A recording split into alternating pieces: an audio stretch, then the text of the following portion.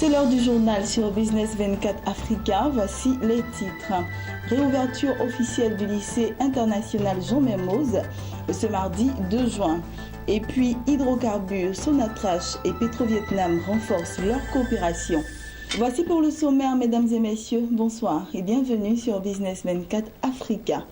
Ouvrons ce journal avec la réouverture officielle du lycée international Jean Mermoz qui a eu lieu ce mardi 2 juin. Après 10 ans de fermeture, le lycée international Jean Mermoz a réouvert officiellement ce mardi. Autorités publiques, cadres, enseignants, parents d'élèves et élèves étaient venus prendre part à cette cérémonie d'inauguration. Les temps forts de cette fête avec notre reporter Ami Kobor.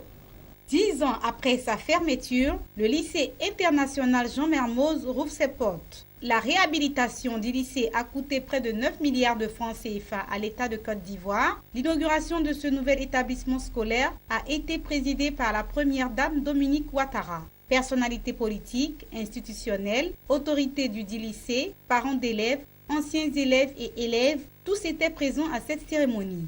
Les temps forts de cette cérémonie, l'intonation de la Marseillaise, l'hymne national de la République de France.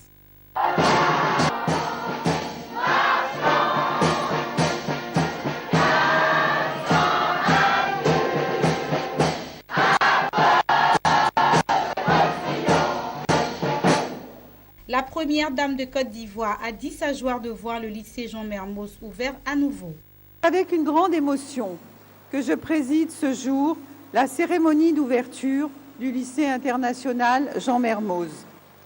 Le lycée Jean Mermoz d'Abidjan, qui a été durement frappé pendant la crise qu'a connue notre pays, rouvre ses portes 10 ans après sa fermeture et affiche de grandes ambitions pour le bonheur de tous. Cette joie de l'ouverture du lycée a été partagée par les responsables de l'établissement.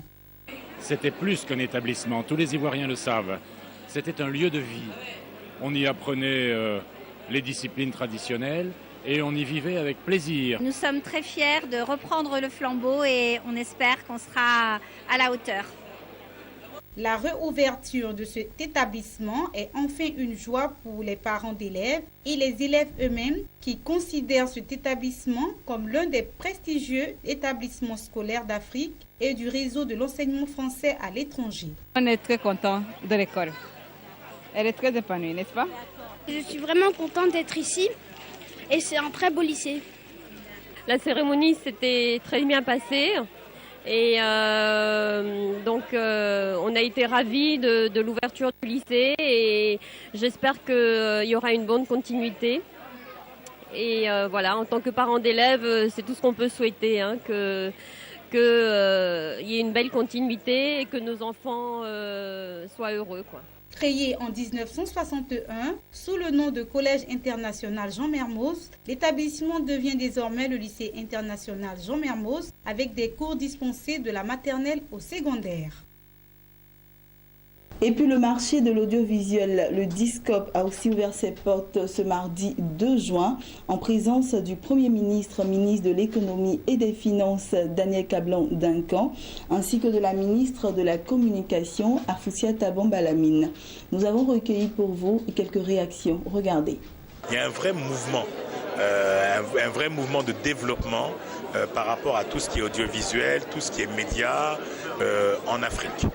Et donc les enjeux, c'est que en fait ce salon qui rapproche les producteurs, les chaînes de télévision et les distributeurs, etc., puisse se tenir parce que en fait ça permet à tous ceux qui sont dans l'écosystème de pouvoir intelligemment se rencontrer et faire du business.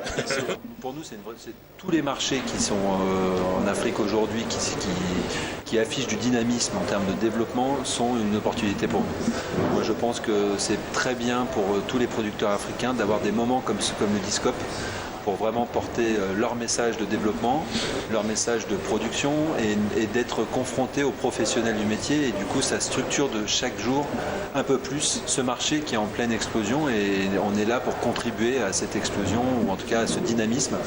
Donc c'est vraiment des très très belles initiatives et d'autant plus que c'est la première édition à Abidjan.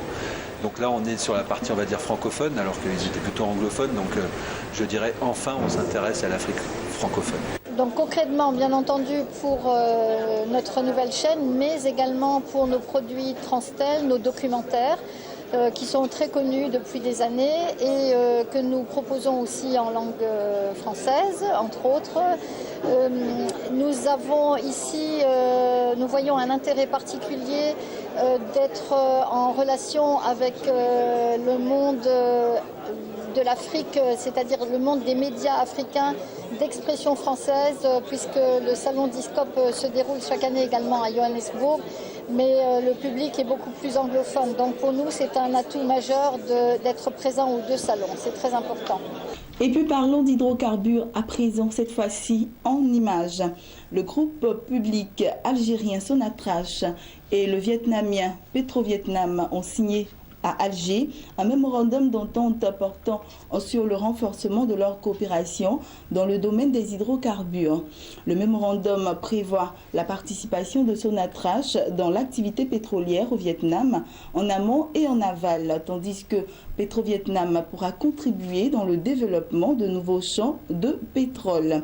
Les deux parties veulent également coopérer dans le domaine du gaz naturel liquéfié. Sonatrach et Petrovietnam veulent aussi créer une coentreprise dédiée aux services pétroliers. Et poursuivons toujours en images, rendons-nous cette fois-ci au Maroc. Le fournisseur chinois de solutions dans le domaine des TIC a annoncé avoir obtenu le statut Casablanca Finance City, CFC, qui lui permet de faire de l'entité Huawei Technologies Casablanca le nouveau siège Afrique francophone du groupe.